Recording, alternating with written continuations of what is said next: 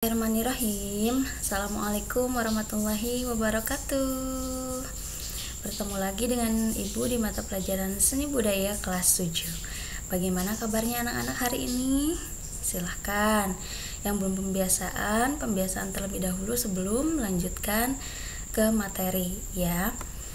Oke, mulai dari baca doa, jangan lupa, kemudian dilanjutkan dengan pembacaan Asmaul Husna. Kalau sudah, berarti kita lanjut ya. Untuk materi kali ini kita masuk ke pertemuan ke-9 ya. Alhamdulillah. Sudah tidak terasa kita sudah masuk ke pertemuan 9. Seni tari kali ini ya, kita akan pelajari tentang ruang, waktu, dan tenaga pada gerak tari. Hal ini disebut dengan elemen gerak tari ya. Baik, sebelumnya apa sih itu seni tari? Kemarin kan kita sudah belajar tentang seni rupa dan juga seni musik. Nah, ternyata jadi di SBK itu ada 4 aspek yang akan kita pelajari. Salah satunya yaitu seni tari. Sebelum ke ruang, waktu, dan tenaga pada gerak tari, anak-anak harus tahu dulu pengertian dari tari itu sendiri ya. Oke, untuk tujuan pembelajaran kali ini Ibu akan jelaskan pengertian tari secara singkat dan cepat, kemudian menjelaskan tentang gerak, kemudian menjelaskan tari menurut perkembangan zaman, karena sebetulnya tari itu sudah ada sejak lama ya. Jadi nanti anak-anak kita akan pelajari, kemudian mendeskripsikan gerak tari berdasarkan ruang, berdasarkan waktu, dan juga berdasarkan tenaga. Baik, untuk selanjutnya pengertian dari seni ya. Silahkan anak-anak persiapkan buku pelajarannya, baik itu LKS, buku tulisnya. Apabila ada materi-materi yang tidak ada di LKS, silahkan catat, karena Ibu juga ngambilnya tidak semua di LKS yang kalian punya ya. Untuk pengertian seni di sini bukan air seni ya, tapi seni adalah ungkapan perasaan seseorang yang dituangkan ke dalam bentuk gerak ya. Nah, di sini tolong digarisbawahi bahwa seni tari itu adalah unsur pendukung pokoknya yaitu gerak ya. Karena di sini seni adalah ungkapan perasaan seorang yang dituangkan ke dalam bisa bentuk gerak, bisa rupa, bisa nada, bisa syair ya, dan lain-lain. Kalau rupa berarti dia termasuk ke dalam seni rupa. Kalau nada, syair berarti dia masuknya ke dalam seni musik. Ada lagi kalau tentang pemeranan ya, dia masuknya berarti ke dalam seni teater atau drama ya, yang mengandung unsur-unsur keindahan dan dapat memengaruhi perasaan orang lain. Betul ya, jadi seni itu sebetulnya pengungkapan perasaan. Sedangkan untuk tari sendiri adalah gerak-gerak dari seluruh anggota tubuh yang selaras dengan musik, diatur oleh irama yang sesuai dengan maksud dan tujuan tertentu dalam tari ya. Tari juga bisa diartikan sebagai ungkapan ekspresi perasaan manusia ya. Jadi ekspresi pengungkapan perasaan manusia itu tidak hanya dituangkan di dalam secari kertas saja ya, misalkan di sebuah gambar ataupun tulisan. Kalau gambar berarti menggambar atau melukis. Kalau tulisan berarti bisa jadi sebuah puisi atau sebuah karangan. Itu juga ekspresi pengungkapan perasaan manusia.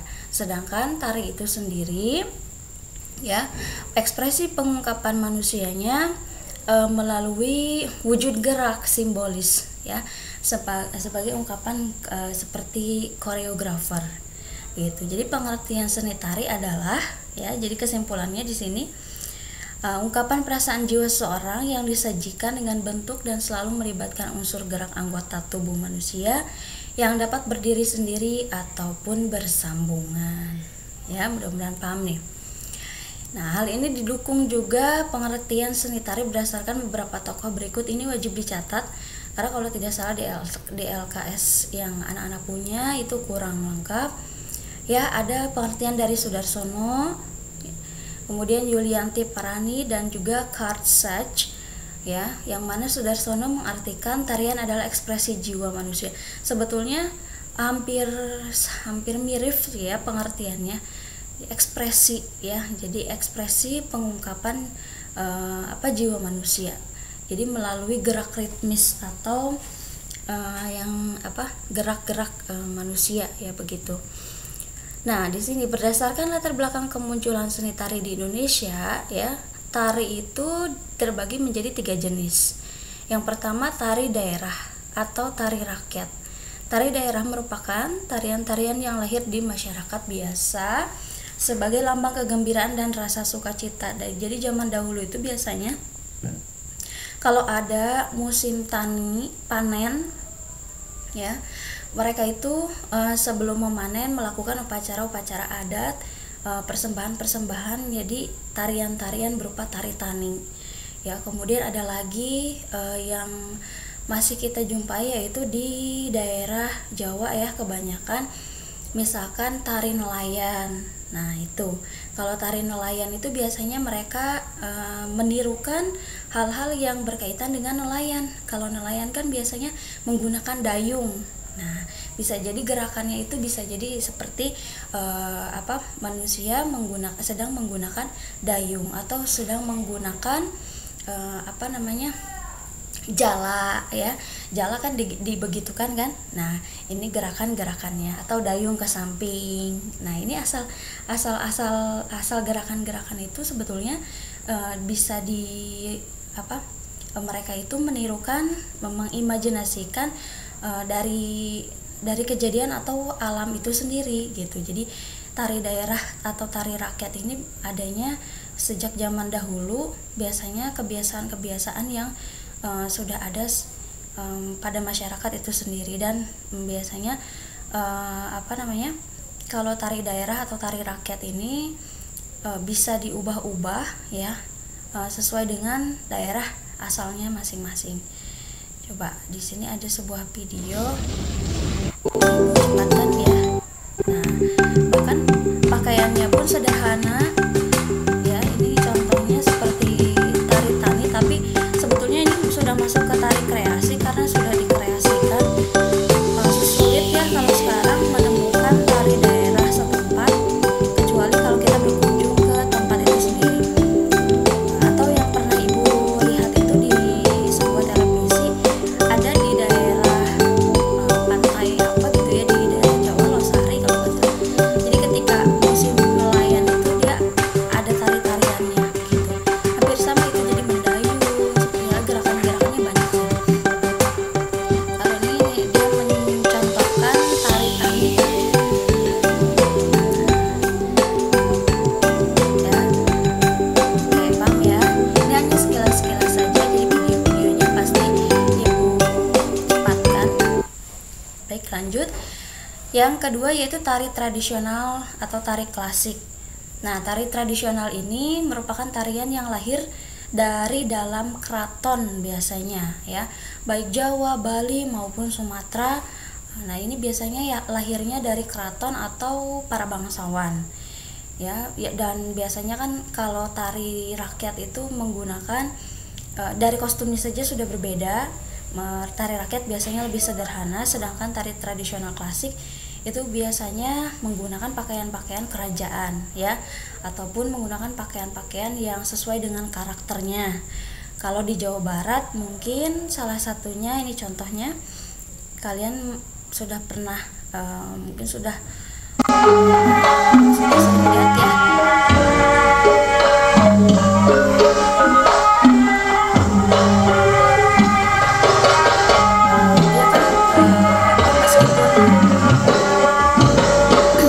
Meskipun sudah digayakan pada zaman sekarang, tapi ini salah satu contoh, meskipun burung,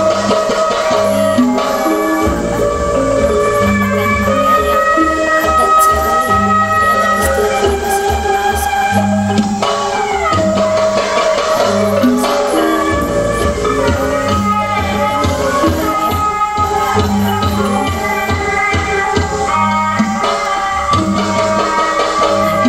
Membedakan tari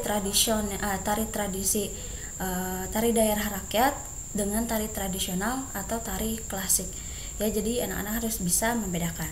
Dan yang ketiga, tari kreasi baru atau modern merupakan jenis tarian yang tidak terikat oleh aturan-aturan tradisi ataupun daerah tertentu, bebas. Nah, inilah yang bermunculan sudah zaman sekarang, ya, tari kreasi baru, ya. Jadi barangkali sebetulnya tarian-tarian itu ada aturannya, tapi seiring berkembangnya zaman, tarian-tarian itu bisa jadi kreasi dari tradisional, bisa jadi kreasi baru. Jadi kalau kreasi baru itu ya umum sajalah, tidak ada aturan-aturannya. Ya, ini contohnya. Dari tarian, sebenarnya ini diambil dari tarian Jaipong sih. Ya, dia masih menggunakan yang bisa dianggap sebagai tarian adat. Tapi gerakannya sudah mulai ada kreasinya ya. Sebetulnya yang asli ini tidak seperti ini. Romin Mentrik ini judul tariannya. Dia bisa kreasikan bebas. Kemudian dia dipadu-padankan dengan lagu-lagu yang lain. Ya, seperti halnya dance gitu. Itu namanya tari kreasi berkembang.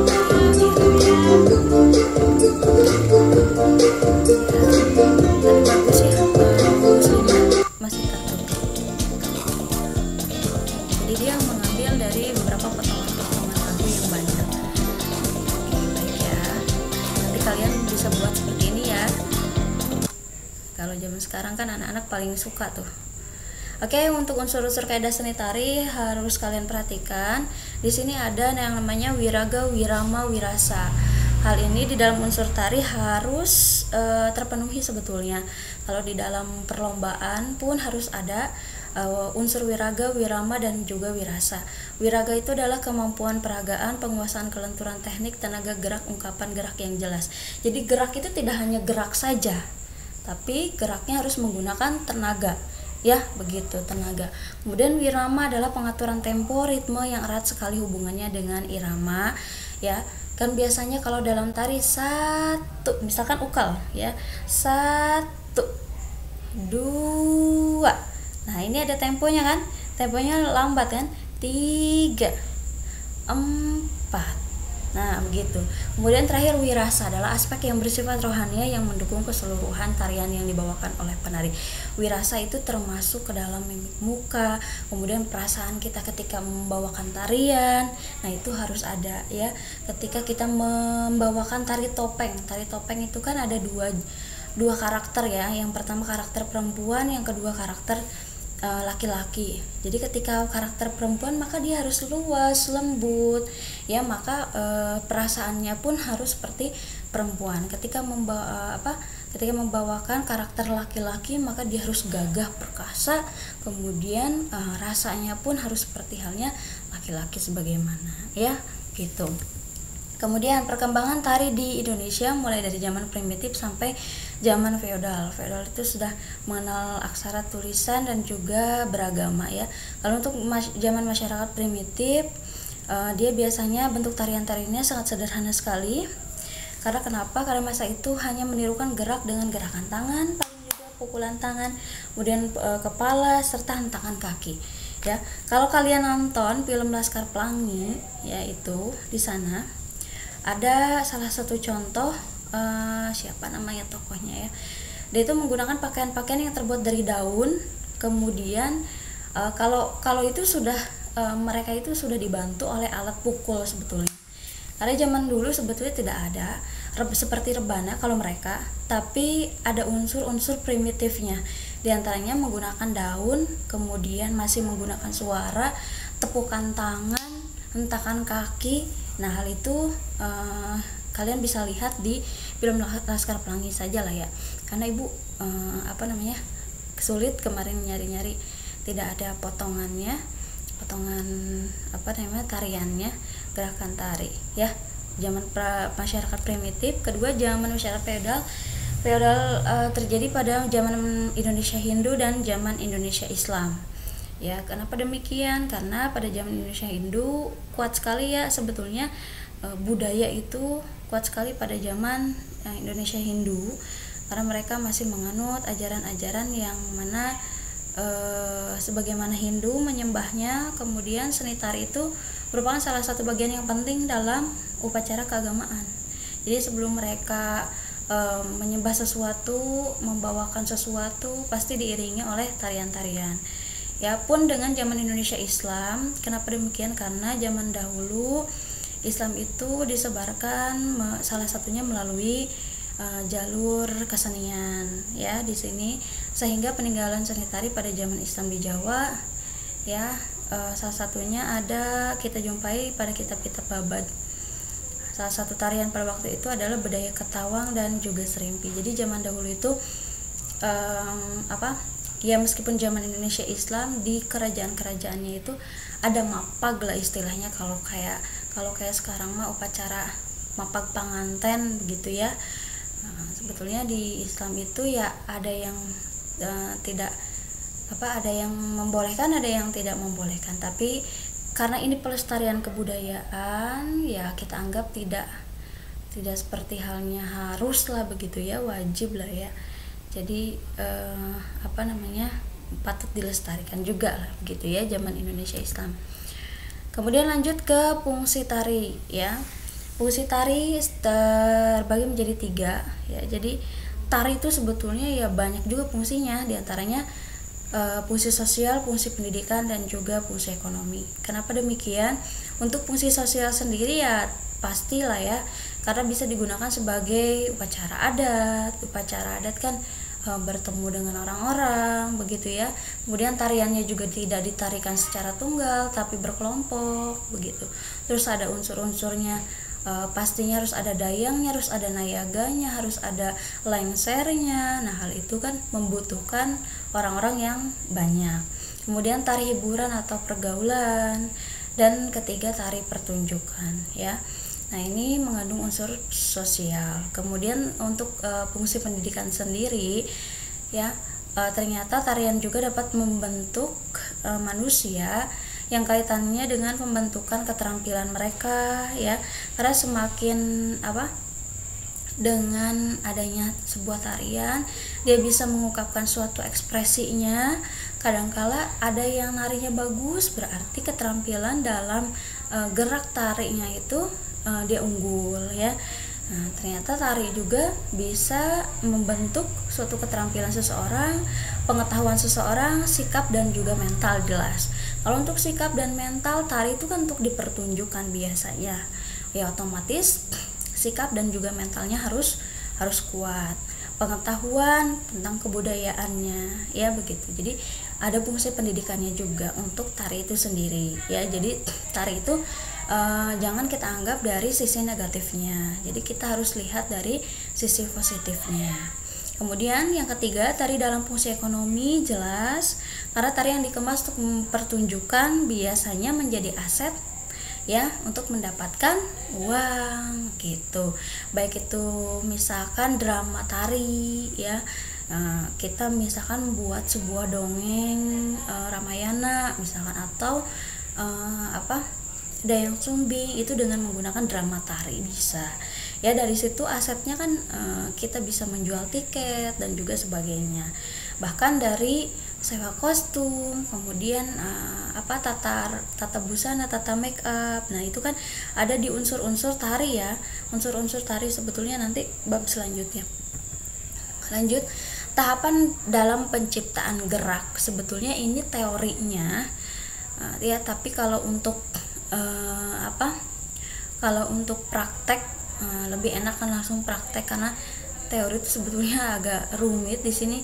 Untuk menciptakan suatu gerak itu harus ada pose ya, motif, kemudian dari motif berubah menjadi frase ya, karena frase itu penggabungan beberapa motif. Kemudian yang terakhir ragam dasar gerak tari. Nah, biasanya anak-anak itu belajarnya langsung ke ragam dasar ya. Nah, di sini oleh karena itu gerak merupakan unsur pokok tari ya. Ingat, berarti seni tari itu adalah seni yang memanfaatkan ya, atau yang menjadikan suatu ekspresinya melalui gerak, atau unsur pokok tari itu adalah gerak. Namun tidak semua gerak dapat dikatakan gerak tari. Ketika kita berjalan, ketika kita mengayun-ngayunkan tangan, itu belum tentu dikatakan gerak tari. Gerak yang seperti apa, Bu? Gerak yang berfungsi sebagai materi gerak pokok tari hanyalah gerakan-gerakan dari bagian tubuh manusia yang telah diolah, ya. Harus diolah. Karena kenapa? Kalau hanya mengayun-ngayunkan tangan saja, itu kan kelihatannya tidak indah, tidak ada unsur tenaganya, ya. Sedangkan kalau untuk diolah sebuah terakan berarti dia kan sudah indah, ya, dari gerakan keadaan mentah menjadi suatu bentuk gerakan tertentu. Dalam istilah kesenian ini, gerakan yang telah mengalami stilasi, ya, penambahan atau distorsi pengurangan. Ya, jadi kan kadangkala gerakan kita itu ada yang harus dikencangkan, ada yang harus dilembutkan.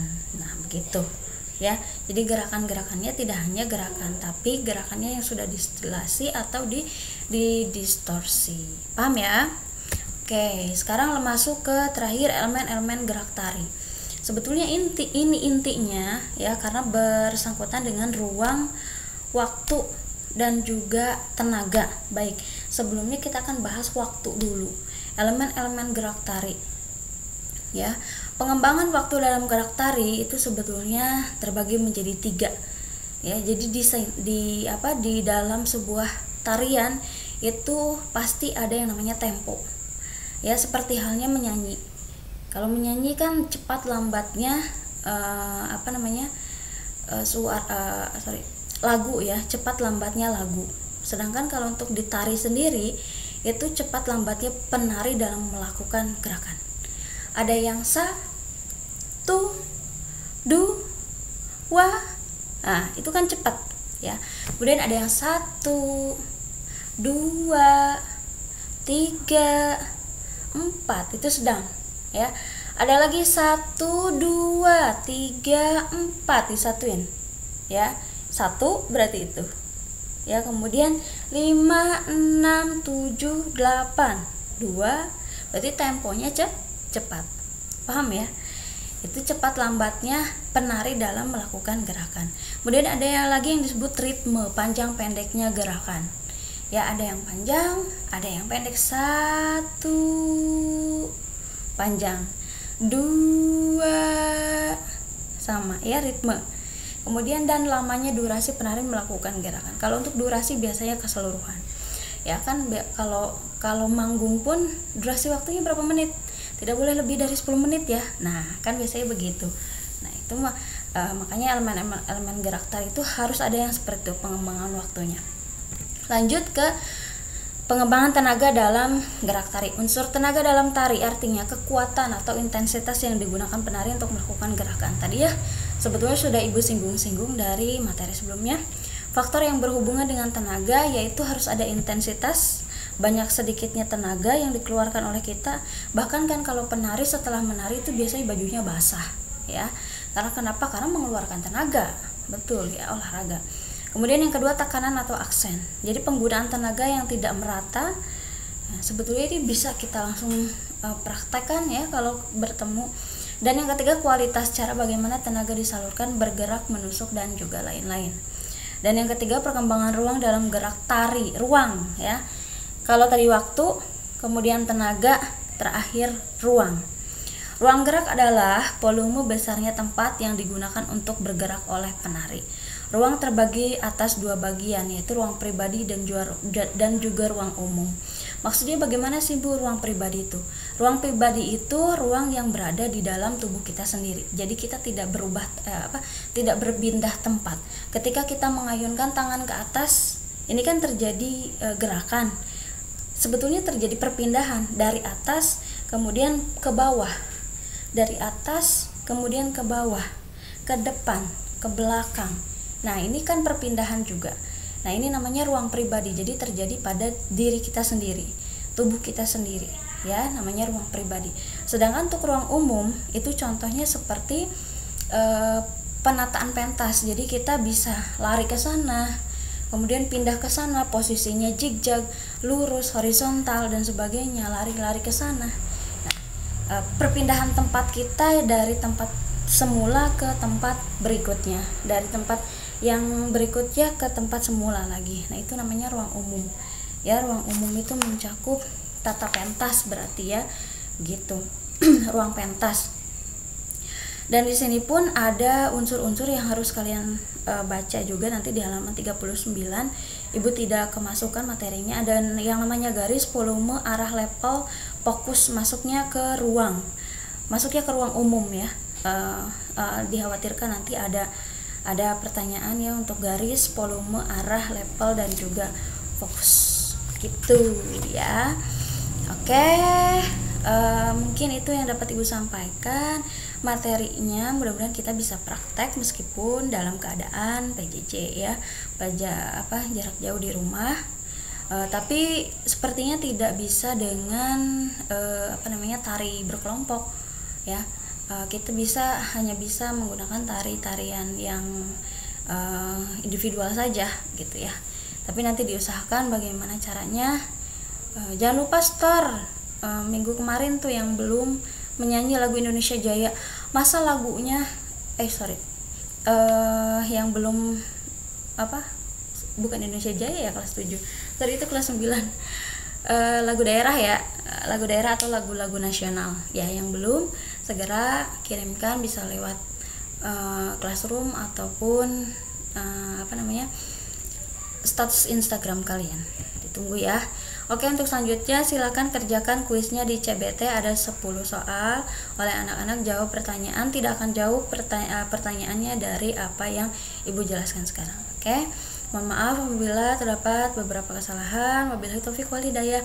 Wassalamualaikum warahmatullahi wabarakatuh. See you next time.